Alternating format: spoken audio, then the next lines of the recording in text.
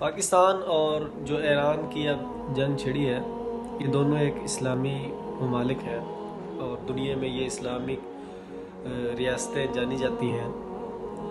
یہ دیکھیں آپ، اسلامی ریاستوں کا آپس میں لڑنا یا آپس میں لڑایا جانا، اس کا نقصان کس کو ہوتا ہے؟ اسلامی ممالک کو ہی ہوتا ہے، اسلام کو ہوتا ہے۔ اس کا فائدہ جو ہے یہود و نصارہ ہی اٹھا رہے ہیں۔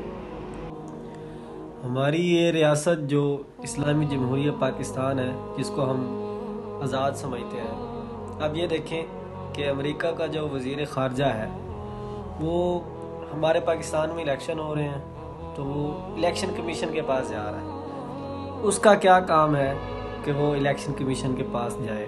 ہماری لیول اور ہماری قسمت یہ ہے۔ آپ دیکھیں ڈاکٹر عافیہ صدیقی کے معاملے میں کبھی بھی کسی کے ساتھ بات نہیں کرنی ہمیں۔